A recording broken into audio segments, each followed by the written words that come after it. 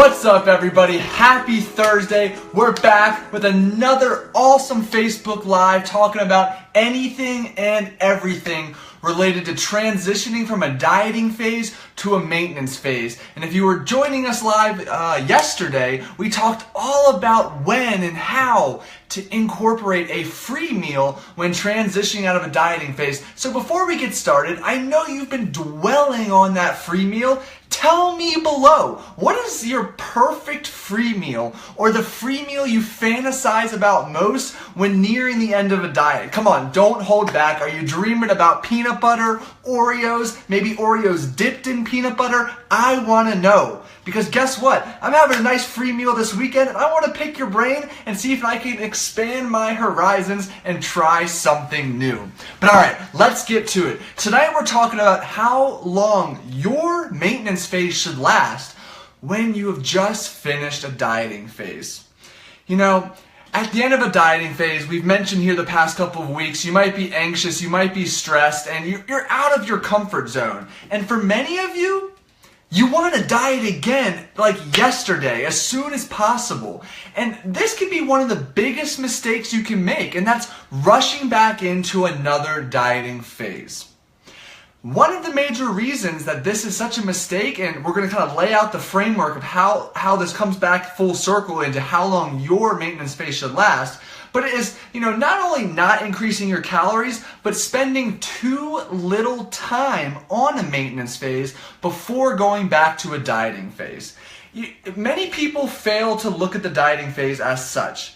Remember, that calorie deficit is a major psychological and physical stress on the body.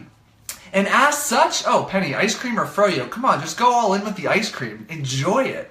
Now, as such with that dieting stress, many adaptations take place within your body because your body is trying to conserve energy and ultimately fight back against you further creating a calorie deficit. Oh, it's summer. What do we have? Cadbury cream egg. One saved for tomorrow. Oh, awesome. Oh, great combination with the steak and sweet potatoes, too. At Ruth's Chris Steakhouse, if you've ever been, I like to get the sweet potato casserole and dip my steak in it. It's that good. I digress. Anywho, so some of the diet-induced adaptations, a quick review we've talked about, is your metabolic rate significantly slows down. Levels of thyroid hormone, which plays an integral role in regulating how many calories you burn per day, also significantly decreases. Testosterone levels decrease. Hunger and fatigue, well, you and I both know they increase significantly. And if you pause for a moment, think about it like this. It took 10, 12, thanks for the like, 14 weeks for all of these changes to take place.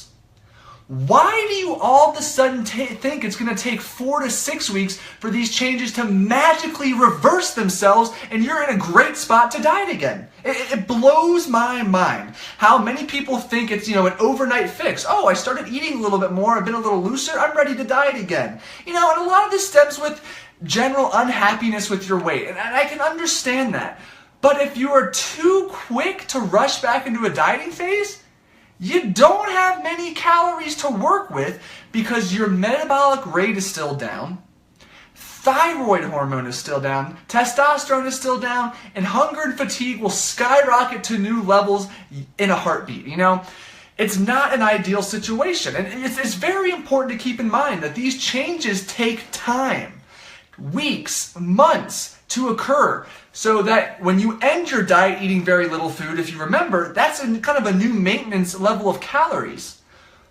After you begin to add calories back in, reduce the cardio, and get away from that calorie deficit, sure, those diet-induced adaptations do begin to reverse themselves. And that's one of the major reasons you actually experience such positive body composition changes when following your maintenance phase consistently and appropriately. But these changes take just as much time, if not longer, to completely restore themselves. And I don't have the specifics off the top of my head, but there's been a lot of cool case studies in natural bodybuilders who diet far beyond the 10 or 12 weeks I would recommend for many people to get stage lean, which is an unsustainable, borderline unhealthy level of body fat that significantly crashes the metabolic rate, testosterone levels, thyroid hormones, and sends hunger and fatigue skyrocketing. And you know what they found? 3, 6, 9, even 12 months after competing, after finishing the diet, metabolic rate still down from pre-diet levels, thyroid levels, testosterone levels, all still significantly lower than the pre-diet levels. Isn't that nuts? Because they may have dieted for 4 to 6 months, but almost a year later, these values are still not restored. And this is an extreme case because I know most of you are not prepping to step on stage for bodybuilding competition soon, but I chose to include this just to further illustrate how harsh a calorie deficit is viewed by your body. It is a major stress. And it takes time for your body to restore itself from this major sustained stress. Randy, hello. It's great to see you. I can't see you, but you know what I mean. Anywho, with that said, let's say you diet 10 or 12 weeks. I know many of you will be anxious to diet again in 4, 6, or 8 weeks, and hell, maybe even sooner. But I urge you, if you take one thing from this video, it's to stay patient. Now, you may see in your circles or people you follow that 8 weeks is that, magical number. Oh my goodness, it's the gateway that you can all of a sudden start dieting again. Well, I'll tell you what. Not only do I disagree with that in 95% of the people, 95% of the time, I should say, but I think it's very misleading. When to transition from a maintenance phase, Bona, hello. When to transition from a maintenance phase is highly individualized, and I can tell you that it depends heavily on the duration of your diet and how harsh your diet is. And what I mean by harsh is how low did you have to take your calories to actually achieve the results you desired. For some people, it's not as low as others. Yeah, plain and simple, just like that. Some people have to push to 14, 13, 1200 calories, where others may be able to comfortably lose weight at 18 or 1900 calories. A slew of factors goes into that, but I won't get us sidetracked. So that 8-week number, so many people lock their eyes on that, like, oh my gosh, if I can just get to 8 weeks of maintenance, I'm ready to diet again. And I strongly disagree. I've worked with over 600 people one-on-one the past couple years, and a large percentage of them have not only have I had the opportunity to help them diet and lose weight successfully, but a large percent have wanted to diet again and again because they feel they have so much more weight to lose. And that's very subjective. Half these people they look freaking fantastic from the get-go, but they still want to lose weight. But what I'm trying to get across here is that I just lost my train of thought. Sorry. The maintenance phase is highly individualized, and I actually have seen that the longer the maintenance phase, the more success that person has had when dieting again. I can't stress this enough. I generally tell people I work with a 10 to 12 week minimum. However, I've started to find that 16, 18 weeks has been so superior for a successful second diet. And the reason why is, A, it gives you so much more time away from the stress of a calorie deficit. Remember, psychological and mental stress, that your body has adequate time to restore itself from all of the diet-induced adaptations that took place during your first diet. Number 2, you just get a mental freaking break from tracking everything down to the gram and every minute of cardio, so you feel refreshed after 4 months or so, and actually kind of ready to dial it back in a notch so you can further continue making progress. Olga, that's awesome. I'm glad your coach is the shit. RP's full of talented individuals. Rock on. Now, I'm going to share a cool case study with you. This is one of my great friends who I have had the pleasure of working with for over a year now. And when I first started working with her, her goal was weight loss. And I'm checking my notes here to see how much it is. So she lost 16 pounds in 13 weeks. Freaking stellar. She looked like a rock star at the beginning, but even more like a rock star at the end. And come that 8 or 10 week mark, she was chomping at the bit to diet again. And, as her coach and friend, I had to, get a little out of my comfort zone and, be very, very candid. Like, hey, you're not ready to diet. You are not in a position to succeed, and I take your short-term, long-term health and goals and success very seriously, and I'm not going to transition you to a diet right now. And as you may imagine, and if I told you this in particular, she wasn't happy. She was frustrated, and understandably so. Andrea, good to see you. Understandably so, she was frustrated, She had seen and heard 8 to 10 weeks, 8 to 10 weeks. Oh my God, I'm ready to diet again. This is the magical number. I made it through 8 weeks of maintenance. Let me diet. Well, I'll tell you what. After some awesome communication, learning, understanding, etc., you know how long her maintenance phase was? It ended up being nearly 18 weeks. And I'll tell you what. Starting a diet already very lean again, she lost another 13 pounds in 11 weeks. And you thought she looked like a rock star before? Holy shit, did she look great afterward. And the reason why is she was patient.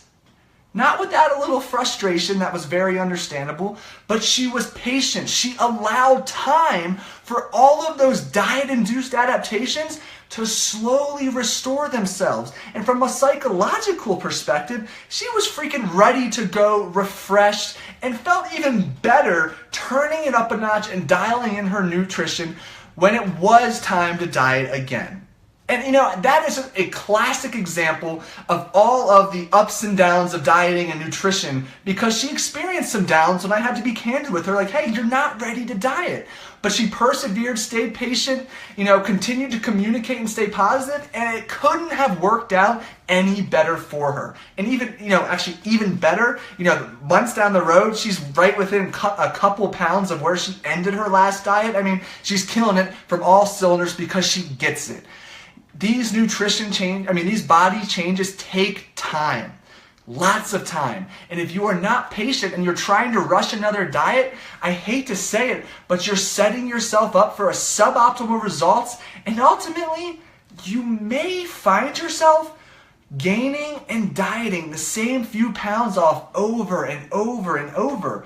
Does 140 to 145 sound familiar to anyone? Over the months, over the years, it's a vicious cycle, and you never make any true progress, and frustration remains high no matter what phase of nutrition you're at. And it's just no fun, no bueno. So what I like to recommend, instead of that 8 to 10 week magical number, is however many weeks your diet lasted, your maintenance phase should be a minimum of 1 times that number of weeks. So for example, if you dieted 12 weeks, you should be on a maintenance phase for a minimum of 12 weeks, where you are consistently and gradually increasing calories while trying to maintain your body weight within 1 to 3% of your body weight. I even recommend 1 to 1.5 times the number of weeks you dieted. So if you dieted 12 weeks, your maintenance phase may last 12 to 18 weeks. And some of you are like, WTF, I don't have that kind of time. And I'm like, yo, what's the rush? You want to lose the weight and then be able to maintain it. That's the end result. You want to get to 125 or 150 pounds, whatever your end result goal is, and be able to maintain it for the weeks, the months, maybe even the years to come. And if you're just impatient trying to go, cut calories, cut carbs, run more, eat less, it's not a recipe for sustainability, and you'll put yourself in quite a pickle. With that said, any questions about this length of maintenance phase, please feel free to put them below. And I have to reiterate, this is my recommendation when you are transitioning out of a dieting phase and you have aspirations to diet again.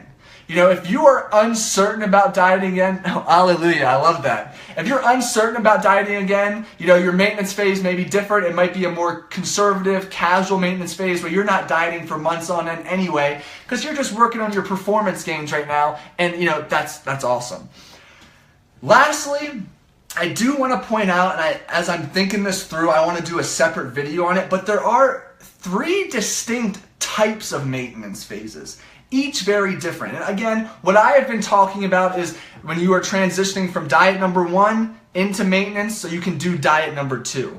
But there's also a maintenance approach that is very different when you're transitioning out of a massing or muscle building phase, or there's what I refer to as the pre-diet maintenance phase, which is kind of the setup, preparation, even developmental stage before you embark on a diet. I've made the decision. I'm going to talk about this in a separate video. So let's recap. Diet. In between is maintenance. How long should your maintenance phase last? Well, 1 to 1.5 times the number of weeks of diet number 1. So again, a simple example, if your diet was 12 weeks, you should consider a 12 up to even an 18-week maintenance phase. Why? Well, all those nasty and unfun changes that take place mentally and physically during a diet take a lot of time to reverse themselves. So stop thinking that within a month, you're going to have a completely restored metabolic rate, normal thyroid and testosterone hormone levels, and hunger and fatigue are going to be completely fine and absent. It's just not the case. It takes time. And if you want to do yourself a favor, go back and watch some of my previous videos that teach you and provide you with actionable takeaways on how you can keep yourself sane, positive, and progressing in the right direction during your maintenance phase so you can stay patient. These tools were meant to help make this transition easier for you. With that said, please guys, if you like this content, give it the thumbs up, give it a little heart. Oh man, that would mean a lot. That would be fantastic. Or hey, tag someone below, share it with somebody who's struggling with their maintenance phase, maybe even has a coach that's doing them a huge favor and telling them not to diet yet. And they're experiencing a high level of frustration. I can relate, I have to have that difficult conversation quite a bit, but it is for your best short and long-term health, sanity, I'm taking your word, sanity, Steve, thank you, and long-term success. And that's what all I want for you is long-term success. Crush your first goal and then maintain the hell out of it. Stay patient, set goal number 2, and then crush that one. But goal number 2 is not going to get crushed if you don't set yourself up for success between goal number 1 and goal number 2. Everybody, thanks again for watching. This is a blast for me. I hope you're enjoying it too. Feel free to rewatch, and hey, have a wonderful weekend. Next week, let me give you a quick rundown. What are we talking about next week? Oh yeah, next week, 3 more awesome Facebook Lives talking about, hey, why the hell am I hungry at night? Why am I ravenous, and do I feel like I need to go to 4 different buffets just to fill myself? Well, there's a few reasons that are very simple, and I'm going to connect the dots for you as to why you feel so hungry and ravenous the minute you get off work, and what we can do to make tiny tweaks to your day to calm that appetite and keep you on track. Have a wonderful Thursday, and I'll talk to you soon.